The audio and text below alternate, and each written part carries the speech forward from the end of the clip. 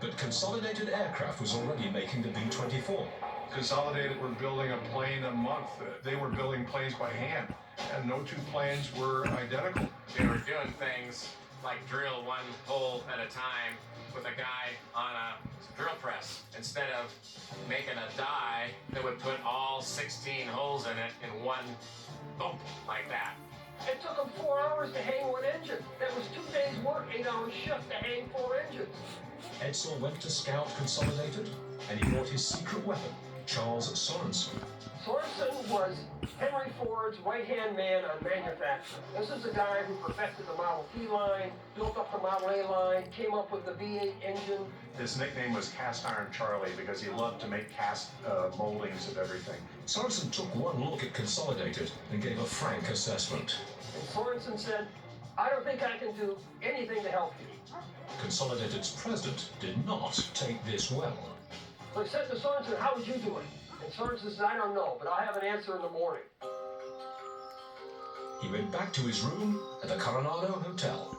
Stayed up all night and drew pencil drawings on the back of hotel placemats of a bomber plant that would build a bomber an hour. And there's nobody that thought that that number was possible, a bomber an hour. And the leaders of Consolidated say that you're crazy, that's impossible. Sorensen and Edsel were laughed at by those who know in the airline industry. Even the Germans thought it was funny. Goring, when he heard that, said, "Nobody can build 50,000 airplanes in a year. That's all propaganda." To be fair, the naysayers had a point. An airplane is much more difficult because of the complexity. Everything has to be fitted perfectly. Eventually, you've got to fly that thing. You've got to get it off the ground. A 1944 had about 15,000 parts. A 1940 B-24 had about 1.2 million parts. Sorensen's plan was to mass produce those parts so they would be interchangeable. Sorensen wanted to apply assembly line thinking to the process to vastly speed it up. Interchangeable parts. Well, that was critical to this whole thing. I mean, the fact that we had the mass production experience was the game changer. Sorensen's design, he stripped out 10,000 man-hours on a plane assembly. To put those parts together, he needed to build an assembly line like no other. When he's laid out the building, they figured out it's a mile-long plant, that it's going to be over 3 million square feet, and they're going to need 90,000 people. Sorensen turned to Albert Kahn to design the plant. Albert Kahn is the greatest industrial architect in the world during the first half of the 20th century. Kahn designed first mass assembly for the Model T. And he designed almost all the factories and buildings for Ford from that day forward. He's a genius when it comes to industrial building. But this industrial building had to be built before the plans for the plane were finished. Sorensen said, "I'm going to build airplanes. I don't know how I'm going to do it." So Kahn designed an open floor factory with 40-foot ceilings, with 167 mobile cranes that can move anything in the factory from anywhere in the factory to anywhere in the factory. So that way, inside was flexible on where you put the machines. Everything like that would come as it developed. It's the largest single building ever contemplated in the U.S., 4.2 million square feet. Sorensen had to come up with 4 square miles of land somewhere here in the Detroit area. It's Atlantic, Michigan, 30 miles out of Detroit. Henry Ford owned a soybean farm at Willow Run Creek. They looked at Willow Run as the perfect property to do it. There was tons of space. They could expand out as much as they needed to. Sorensen could get his mile-long assembly line, and an enormous building could be built. In a matter of weeks, Sorensen was ready to build his super factory. All he needed were the blueprints for the B-24. Well, that was a big sticky problem for Ford. When they got the contract, he said to Consolidated, "Let me have your blueprint." Consolidated went, "Blueprints? We don't have any blueprints." Trying vapes to quit smoking might feel like progress, but with 3 times more nicotine than a pack of cigarettes, vapes Everything required to build a plane, you take a car and you multiply it times 100. Ford set out to build a bomber an hour in a factory like no other. The Willow Run bomber plant would be 2 parallel assembly lines, a full mile long, inside the largest building on Earth. Movable cranes would give them flexibility, and they were going to need it. Before he could figure out the factory, Charles Sorensen had to figure out the plane. One of the things that stunned the Ford engineers when they began to work with Consolidated, there were no blueprints. Consolidated was basically building them from memory. And it's just deplorable. There's no set of blueprints, nothing's interchangeable. So Ford had to send 240 draftsmen and engineers out to San Diego. They rented a pier. They turned out 5 miles of engineering drawings a day. A B-24 bomber was much taller and wider than a Model T. So Kahn had to support a vast roof over extra wide assembly lines. The wider the span, the stronger the truss has to be. So it's cross-bracing upon cross-bracing, and then a beam across and a beam across the bottom to support the roof. The airplanes would have a straight assembly line from west to east, with the airplanes being delivered out the east-facing doors. Well, that was the original plan. They get the 2 parallel production lines laid out, what they need, how many lineal feet it is, and then somebody checks, the property lines and says that's the county line. We're outside of Ypsilanti. And there's a big tax issue in Wayne County, and there's, again, government bureaucracy in Wayne County. Ford didn't want to pay any taxes into Wayne County, which was strongly Democratic. So what are we going to do about that? They just decided to turn the 2 lines to the right and dogleg them out. Instead of going from Washtenaw County into Wayne County, they turn the building 90 degrees, so the building becomes an L shape. That Willow Run L shape became an iconic image of skirting bureaucracy. Of course, turning the line meant that they had to figure out how to turn the plane. They have to put turntables in, and no turntable had ever been built that large to handle that kind of weight.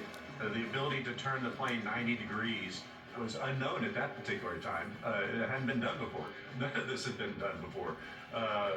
Charles Sorensen described it as trying to build your nest while you're sitting in it. In the Michigan winter, that nest got awfully cold, so Kahn recycled the heat they created. We're going to build an electrical generating station so we can produce about 1/3 of the electricity it needs, but the byproduct of making this electricity will be steam at high temperatures that I can use to heat the factory. Despite wartime supply shortages, they managed to build the largest building on Earth in just 1 year. You know where I learned that from? Was a Soviet naval intelligence officer, and he started lecturing me on all the things about Willow Run, how everything got done in about 1 year. He says, in Soviet Union, we not decide on name in 1 year. The war was raging, and that record-setting building was not producing any planes yet. We ran into difficulties getting the supplies, getting the materials, getting the dies, getting the presses. That was the biggest problem they faced. When they designed the factory, they didn't envision rationing gas where people couldn't drive their cars to work, and the bomber plant was almost impossible to get to. 30 miles from Detroit, and there's no freeways, there's no housing. Employees from Detroit would have to drive essentially an hour to work there. Why would they want to drive an hour when Chrysler's also hiring just down the street? They were losing more people than they were gaining by the month. And when the Japanese forced America into the war, Willow Run was not ready to fight. But you had to struggle to keep employees, and you had to struggle to get the tools and the dies. Because of the worker turnover issue, the nickname for Willow Run was Will It Run. Warships near Alaska, inside Detroit, China, Russia. It took a while. I mean, the Will It Run nickname was well earned because for a while we weren't producing any planes. Japanese Zeros swarmed the Pacific. The German Luftwaffe pounded Europe. In Detroit, Edsel Ford couldn't find enough men to work at Willow Run, so he hired women. That was the call for help, which was still echoing in the Detroit area when women began to respond. Men would get drafted, men would not stay on the job, and women did. And the famous Rosie the Riveter with her famous pose came out of Willow Run. This was a design problem. This factory was built with no women's locker rooms or bathrooms. Thankfully, after building the largest building on Earth, adding some women's locker rooms was not a struggle. And when the women first came in the factory, they were given, quote, women work, sewing the fabric on the control surfaces, building wiring bundles, light assembly work. So by the end of the war, the women were running the 75-ton presses, lathes. They were doing everything in the factory. There was no such thing as a man's job and a woman's job. There were just jobs.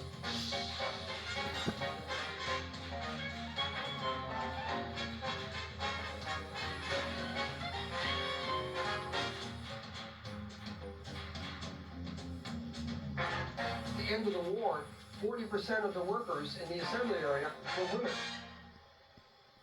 Once the labor gap was filled, Sorensen got to do what he did best: streamline production with dies and presses. The engineering that it took to create these dies and to create these presses meant that the process could be repeated. That's the genius of the assembly line, is repeating a process, taking the chance out of it, but that also increases the speed. The center wing had 60,000 rivets. Ford built a structure that would hold this wing exactly in the same formation, and then the Rosie the Riveters stood on an elevator that went up and down the wing, and they were driving 60,000 rivets an hour. And those repeatable jobs did more than speed up the process. They improved the product. Had Consolidated, they had tolerances of 1/32 of an inch. Ford had tolerances of 1/1000th of an inch. Albert Kahn's versatile overhead crane system moved whole assemblies from location to location. Willow Run plant had dozens and dozens of cranes, many of them that could handle 20,000-pound assemblies. The movement of parts and then the movement of workers was critical. Even if you lived in a housing community nearby, you're talking about a 3.5 million square foot plant that's a mile long. You might walk a mile to get to your workstation. So they had parking lots around two sides of the plant. They also had shuttle buses. Sorensen kept refining Willow Run, but his client kept making things difficult. The government kept making changes to the plane's design. For Sorensen, this created a huge headache. Every change order meant he had to change the dies, he had to change the presses. It's huge. It's a huge problem. There's no way you're ever going to reach a bomber an hour if you're making constant changes. Then they beat up Ford. How come you're not building any bombers? Well, you keep changing it. Your final. It's capitalism succeeded over fascism because not only did we outfight the Japanese and the Germans, we outproduced them. At the gigantic Willow Run factory outside of Detroit, the Ford Motor Company was trying to build a bomber an hour. But the Air Force kept changing the bomber. Each change caused a delay, and these delays began to pile up. Ford used an automotive strategy to solve a military problem. Well, the solution is to have model changes like you had in the auto industry. After July 7th, any changes you want will be in the August 7th cutoff. The twin assembly lines at Willow Run were fed by sub-assemblies all over the plant. The beauty of the assembly line isn't just something going straight down a line. It's having the parts delivered at the exact second that they're required. So they're going to build wings on the south bay and fuselage structures for nose and tail on the north bay. The wings were the most complex assembly in the plant. A giant combine machine went through 42 precision operations. Boring, milling, shaping in 17 minutes to make every wing identical. One of Sorensen's geniuses is that he did the wiring as the plane is being assembled, as opposed to consolidated, which built the fuselage and then people crawled around and did the wiring back into it. Wiring on the fly required a team of specialists. Ford hired what they called dwarfs, then little people now, and they could work inside the confined spaces of the wings. They were as important to the assembly of the B-24 as anyone else in that factory. Meanwhile, on the North Line, they built the frame of the plane.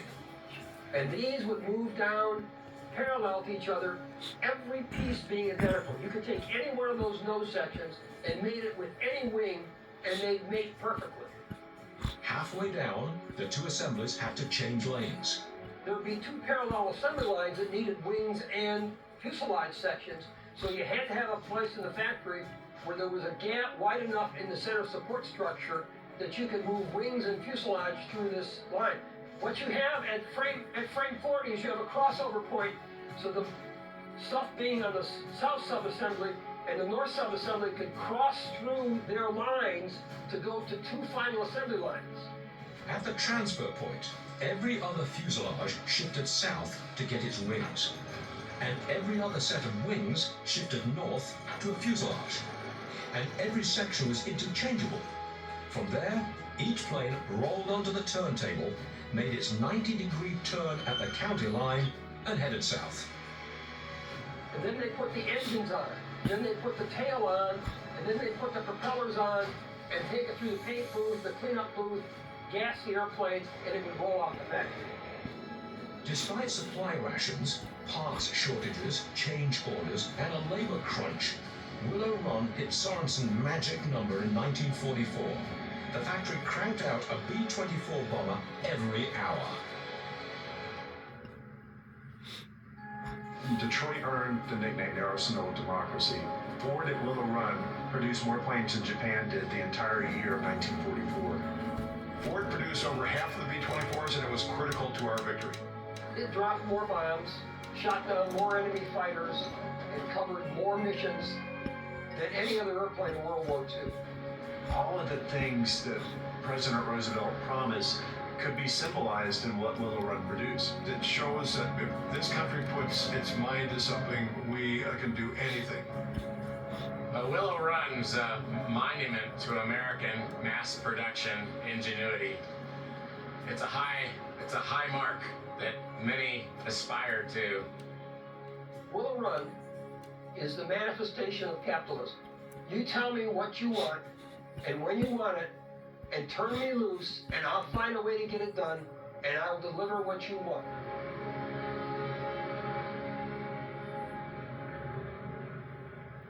Rose Will Monroe was the inspiration for those Rosie the Riveter posters. She moved from Kentucky to Michigan to work at Willow Run.